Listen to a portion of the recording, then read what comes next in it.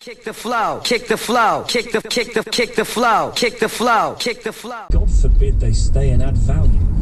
Of course no one is welcome here anymore. I love that net migration is on the increase. There is no benefit to Brexit. We knew that at the time. This shows we have achieved nothing, as the vote was at a taking our jobs vote.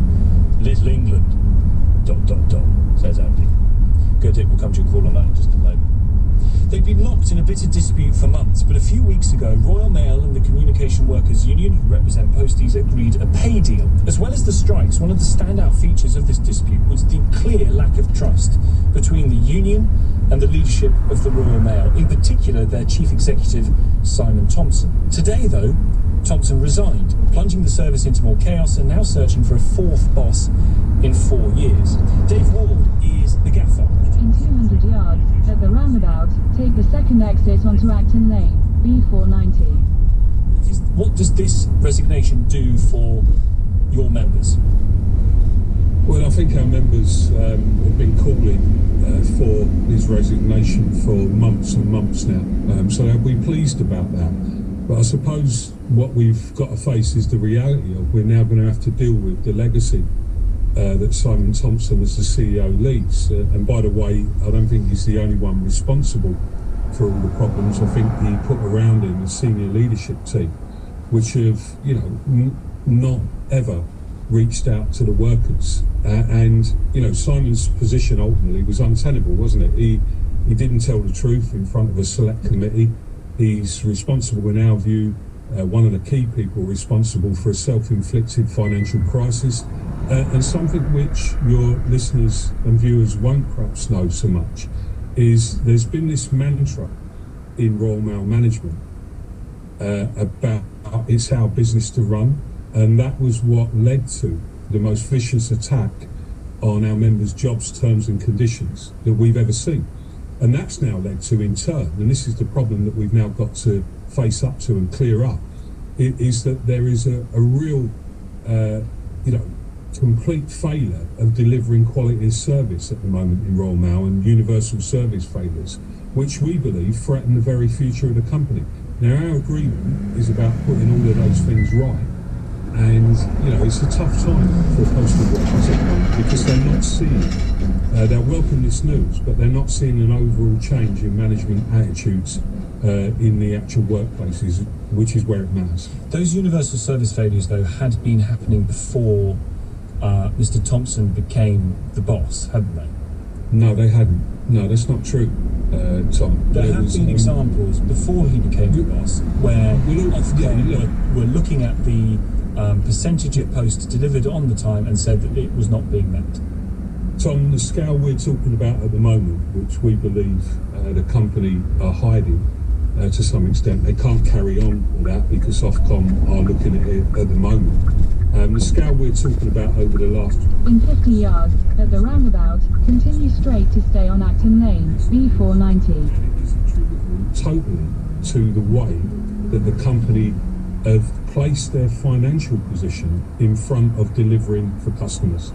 And that means that there's offices up and down the UK that have got major staff shortages, and they've demoralised the workforce in the way that they've gone about it. So, we don't want to see that happen.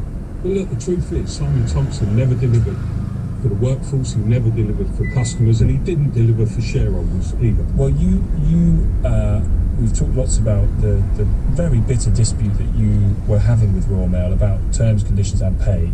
You've got to the point where there's been a negotiated offer. I believe it's at the stage where members are voting on it, is that right?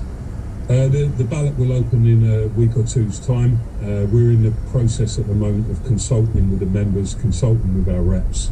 And obviously we want to make sure that that agreement is accepted by the members. In 300 yards, at the roundabout, take the first exit onto Heathfield Terrace, A3000. Just having covered some of the union disputes in different areas of the economy, there are some who were a bit more agnostic about whether or not they should recommend it.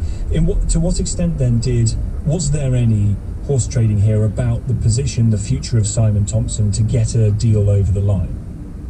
No, there wasn't horse trading over that. I think it was inevitable that at some point the company had to act, and they should have done it sooner. It's the truth. I think probably what has happened is that they waited to the point of reaching an agreement and then they decided to do it. But Tom, I don't know if you remember some months back when we got a second ballot yes vote, a huge vote again. I remember coming on your show and saying to you that the CEO had been effectively sidelined. Yes. We've gone into a new process of talks that was facilitated for a meeting by Sir Brendan Barber and the chair of the company. And I remember you saying, well, Simon Thompson's just put out a statement saying that's not true. and, you know, this is the sort of guy that Simon Thompson was. Turn right onto Heathfield Gardens. In 300 yards, at the roundabout, take the second exit onto Sutton Lane North. Decent fella in that, but in terms of being the CEO of a company like Royal Mail, he wasn't up to the job.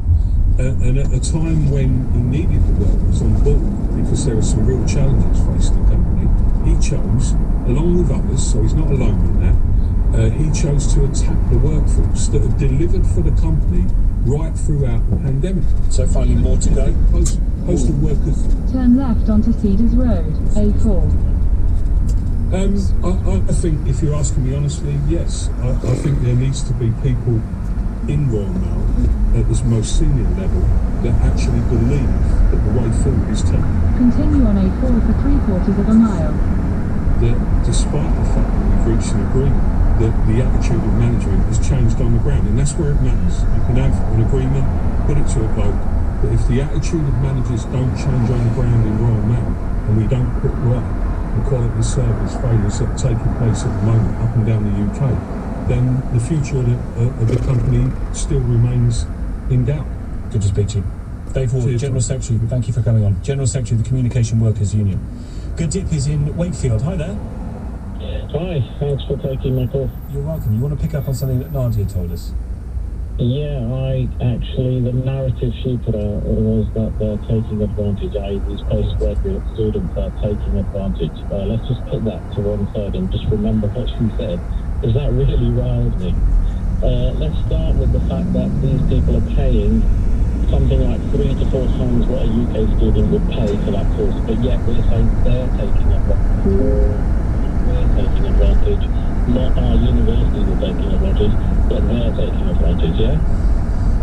So these people, at a time when young adults can't even afford to leave home, they're still living with their parents, these people are coming from other countries and renting here in our country and paying for their university fees, and yet they're taking advantage, we're not taking advantage. Do you think that's a very well-known point? Do you, and actually, the university industry relies on How much would a UK student have to pay for their degree if we had no foreign students? You know, and yet they're taking advantage. Why don't we ask that question to the university? How much would we have to pay? But I think all these people like Nadia will be crying when they find out that instead of paying £9,000 a year, they might end up having to pay £15,000. In a 1/4 of a mile, at Hogarth Roundabout, take the third exit onto Burlington Lane, A316. It's an increase that there has been in the number of dependents that are allowed for as part of a graduate visa, whether that could be tight, whether that needs looking at, whether that's tinkering and whether that tinkering is inhumane. I would look at that from a different angle. If you're saying something like about 16,000 students used to come about 4 years ago, and now it's about 100 and something thousand students, is that right? What?